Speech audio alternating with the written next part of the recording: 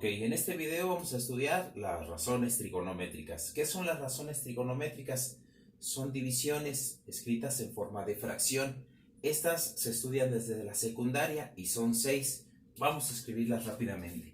Vamos a escribir el seno de A va a ser igual a una división. El coseno de A va a ser igual a una división. La tangente de A va a ser igual a otra división. Y de aquí vamos a usar los recíprocos. El recíproco del seno es la cosecante de A, que va a ser igual a otra división.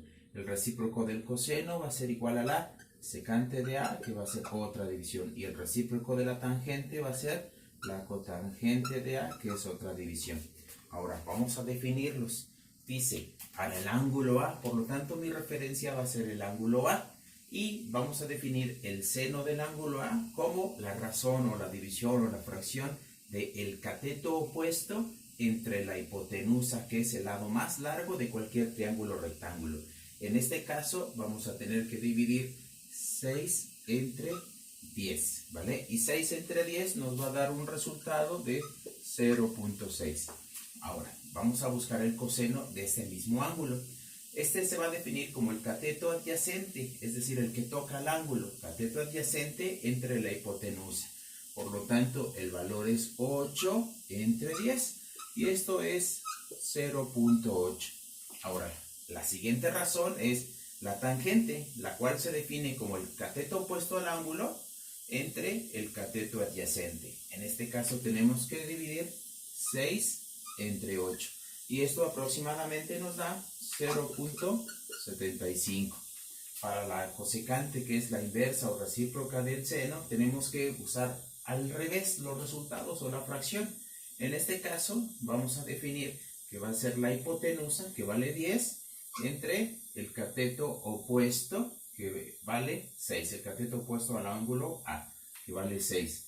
Y al hacer la división de 10 entre 6 nos va a dar 1.66666, por lo tanto ponemos una rayita diciendo que este número es infinito.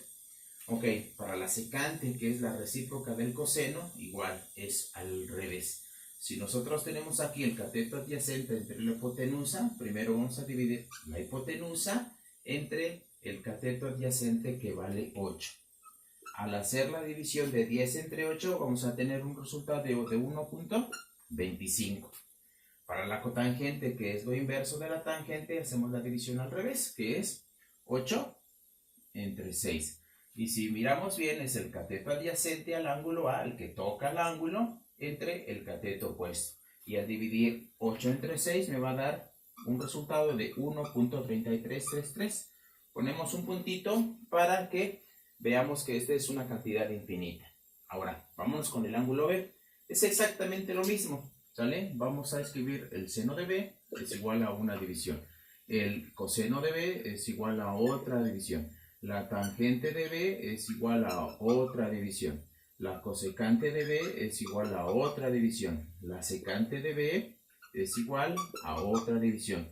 Y por último, la cotangente de B es igual a otra división. Pero ahora nuestra referencia va a ser el ángulo B, ¿ok? Entonces, esta es nuestra referencia. Y recordamos que el seno se va a definir como el cateto opuesto entre la hipotenusa, es decir, 8 entre 10. Como este resultado ya lo tenemos, lo único que tenemos que hacer es copiarlo, 0.8. Para el coseno de B, este es B, va a ser el cateto adyacente entre la hipotenusa, es decir, 6 entre 10. Buscamos ese resultado, 6 entre 10 es 0.6, por lo tanto no tenemos que usar la calculadora. Para la tangente de B, aquí está B, va a ser el cateto opuesto entre la hipotenusa, es decir, 8 entre 6.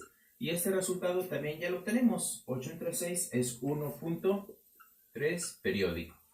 Para la cosecante de B, ¿sale? Sabemos que es la recíproca o la inversa de el seno, por lo tanto va a ser la hipotenusa, que es mi lado más largo, ¿sale? Entre el cateto opuesto, que es 8.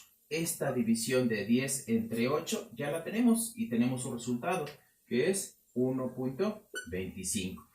Para la secante de B sabemos que es el recíproco del coseno, es decir, vamos a dividir 10 entre 6.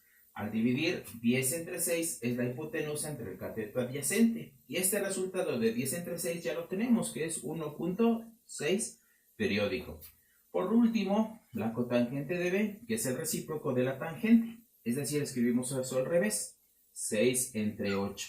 Y esta división ya la tenemos. 6 entre 8 es 0.75. Entonces, con esto hemos terminado nuestro ejemplo.